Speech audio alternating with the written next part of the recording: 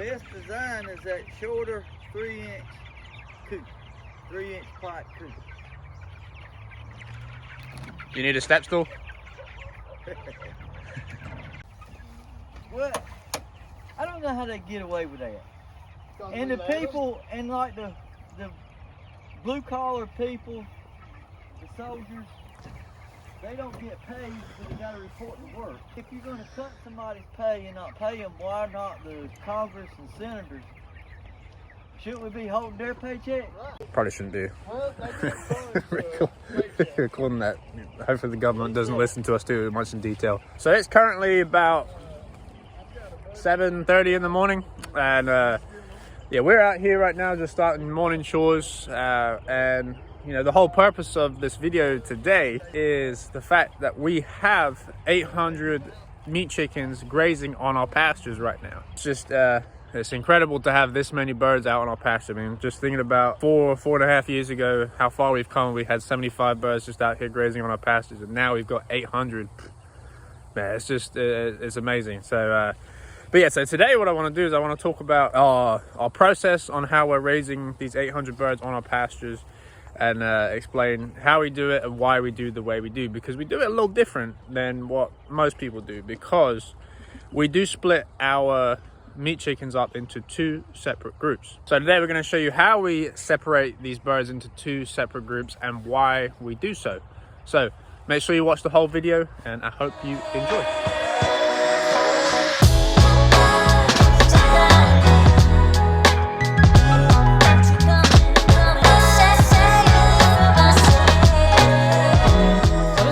What I like to call our first group of meat birds. So the reason why they're the first group is because it's the first group of chickens that we care for in the morning. So this is all North Carolina inspected chicken. So this is all the chicken that we raise and we process directly on our farm. So we roughly have about 400-ish meat birds out here in these 6 coops. So we raise all these birds in the Salatin coops. You know, it comes from the famous regenerative farmer Joel Salatin, so it's his design, just with a little twist of our own. But then we've got 6 of those out here. They're about 12 by 12 or 11 by 11 size coops. They do vary a little bit, but so yeah, we raise them all in the Salatin coops. And the reason being we raise them in the Salatin coops is just because we're able to separate the groups into the 6 coops into 3 different groups. So you have to bear with me, it can get a little complicated. So the reason we split the 6 coops into 3 different groups is because we're going to be processing the birds 1 week after the other. So in about a week and a half, we're going to begin processing our first group of 100 birds, and then following that, we're going to breaking down and processing those birds week after week for the next 5 weeks. So I want to show you real quick our 3 different groups we have out here and how we raise them in the Salatin coop. Just a couple benefits, things that I find aren't so great when raising them in these coops. So yeah, we'll go from there. All right, so our first 2 coops are group 1. So these are 6.5 weeks old. Then these next 2 coops that you see are 5.5 weeks old. They're our group number 2. And then these last 2 coops is group number 3, and they are 4.5 weeks old. So you can see as we go down the line, they're all about a week apart. So that's why I was saying we're going to be processing each group about 1 week after the other. So one question you might be wondering is why do we raise them in these Salatin coops, and why not just get one big coop like the one I'm going to talk about in a little bit to raise them all in? Well, the big reason is because it just enables us to be able to keep the birds separate and structured more efficiently. So, you know, rather than having them in this giant coop and having to worry about, you know, splitting up the 400 birds at once and trying to break them down throughout the week, we're able to keep them all separate and basically just go down the line each week, and then we know exactly which birds we've got to collect, which birds are ready to go. It just makes life a lot easier for us when it comes to having to do the farm processing. But I will say this, I mean, this style really only works if you are doing small batches at a time like we are. You know, we're doing batches of 100 to 150, 160-ish. But if you're having one, like a lot more, you know, doing 200 to 300 at a time, this probably isn't the most efficient system. I would recommend getting a, you know, bigger well, that's what we would do. We'd get a much bigger coop, raise all 300 at one time if we were doing much larger groups of processing on the farm. So what are some of the benefits of using these Salatin coops for our North Carolina processed chicken? Well, I told you the first one. It's great for when you have small batches of groups, and it gives you the ability to be able to split them up into other different groups when it comes to processing.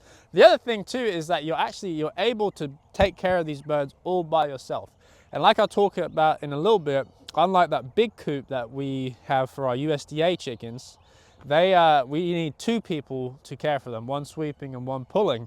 Whereas this, you can come and just use the dolly and pull everything by yourself, and there's not really much risk of you running over birds or crushing birds. So that's one thing, you know, it takes away the labor of having to pay 2 people to do the labor rather than pay just, you know, 1 person. Another benefit is these coops are really versatile, and you're able to get them into different places on the farm. So like our big USDA coop, we can only really go forwards and backwards on large areas of land, whereas these coops, we can kind of maneuver them into spots that haven't had chicken impact, so we can put their natural fertilizer on sections that are needing it the most. We've also found that these coops are pretty predator proof. We have never had, touch wood, that any predators break into these coops. We've had attempts, but they've never been able to get in.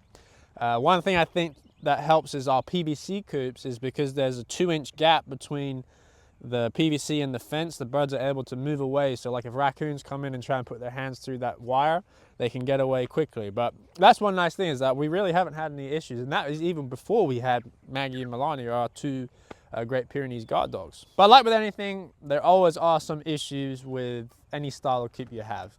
Honestly, the biggest issue we have with this style of coop, especially in our area, is we cannot raise these birds in this style of coop in the middle of the summer. It just gets too hot. So you can see that the coops are, you know, quite low to the ground. They're only about 3 foot high off the ground, 4 foot high up off the ground. So if it's a hot day and that sun hits that top of that metal roof, it becomes like an oven in there, and the birds just won't eat. We've had lots of issues when we first started where we had birds dying of heat stroke because it got so hot up there because we didn't know any better. So yeah, so that's the big thing. So that means, you know, we lose a lot of time where we could be raising and selling birds. So you have to take a gap from June all the way till about first week in September, because these birds came out on pasture about five weeks ago. So just the beginning of September they came out. So you have to stay a good 2 or 3 month long break, just because of the heat and humidity out here. You know, another thing too that can be kind of aggravating here on these coops is our watering system. So we have, as you can see down the line, we've got 5-gallon buckets lined up on top of the coop. So, you know, we have to dump the water every time we move them. We have to fill it up, so it just adds over time.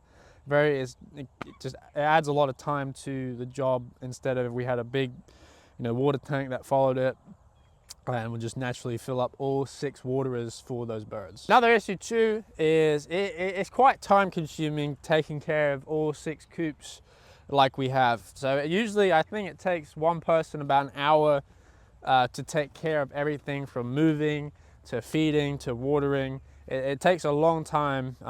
So, you know, think about you're paying someone an average of $15 to $20 an hour. You know, it adds up over 56 days, oh, excuse me, not 56 days, adds up over about 35-ish days when they're out here on pasture.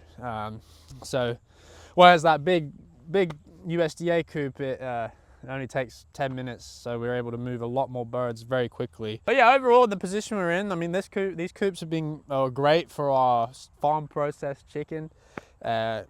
I wouldn't have this style of coop if we had bigger batches, and if we were planning on raising birds through the summer, I would have a much bigger coop, the 800 square foot coop that we have for our USDA group that I'll show you in just a minute. So now we're going to go over to our USDA group of broilers, group number 2, and we'll just kind of show you how we raise all of them in our 800 square foot chicken tractor, and just talk about the benefits and the issues we found when using this coop, and basically talk about the differences in why we raise the birds in such different styles.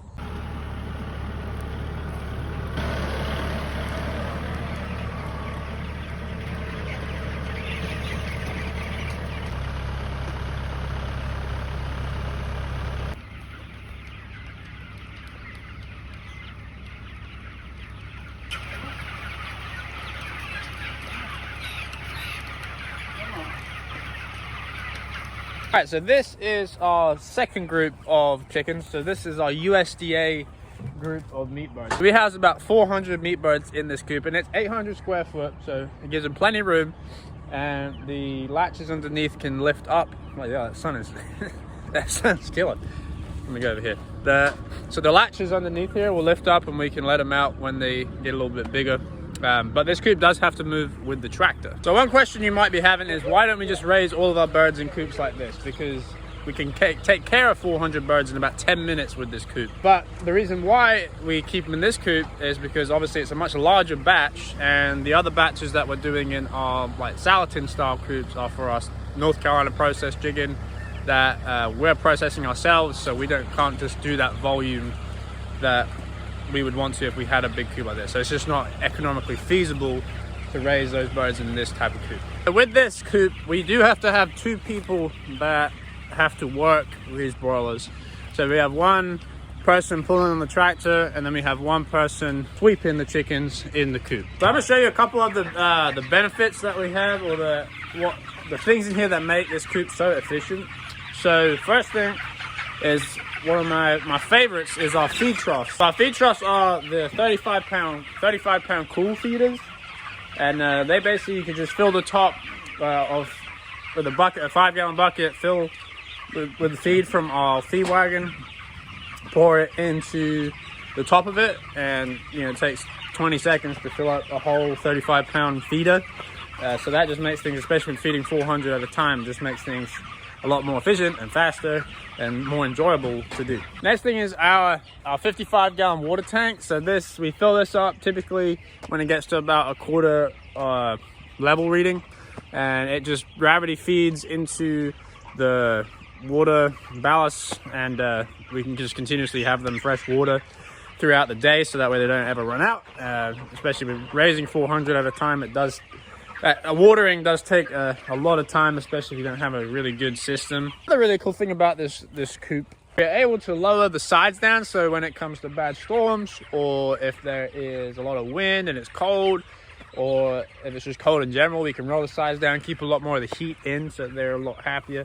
So we're just able to accommodate the birds a lot better and give them a much healthier and happy life, I think. I mean, the Salatin coops are great, but just overall, especially raising this volume of birds, it's a lot better for them and for us, because it makes things a lot more enjoyable. Like I mentioned, with one person sweeping, one person pulling with the tractor, it takes roughly about 10 minutes each day to care for these 400 birds. So it is an extremely efficient coop. But there are a few issues that we have found when it comes to using this style coop. So the biggest issue that we've found is when it rains here. Now in North Carolina, the rains here can be just astronomical. I mean, we can get 10, 11 inches in 12 hours. What do you say? So we can get about 10, 11 inches in about 12 hours. So when this coop weighs about 3,500 pounds. And that's not counting all the water tank and the feed that's in there. So think about it. We're pulling it with a tractor. That coop will just, it will sink down, and that coop's not moving anywhere. So if we get caught on a really bad rainy day and a bad storm, and we're in a bad low spot on the farm, and those chickens are sitting there, they're gonna be sitting there in about 3 inches of water. We've had that before, and we've had to go in there and put pallets in and start picking birds out and take them to the brooding house and warm them up. So it is a big mess when that happens. Whereas with the Salatin style coops, we're able to move them by hand by ourselves, and because they're a lot lighter. So if we get a bad storm or bad rain, we can move those coops much easily out to cleaner ground where they won't be sitting in soaking filthy water. To be honest with you, I'm trying to think of other negatives about this coop, but that's really it. That's the biggest thing. Because I mean, it is such an efficient coop. I love this coop, and I hope one day that we'll have our North Carolina or farm processed chicken in this coop where we get efficient enough and have good employees helping us on processing day. Yeah. All right, so that is how we raise 800 birds on our pastures right now. So if you do have any questions or you want me to cover something else, just let me know in the comments below. But we thank you for watching this video. Hope you enjoyed it. Hope you learned a little something on how we operate here at Fat Mountain Farms. But yeah, don't forget to like and subscribe, and we'll see you on the next video.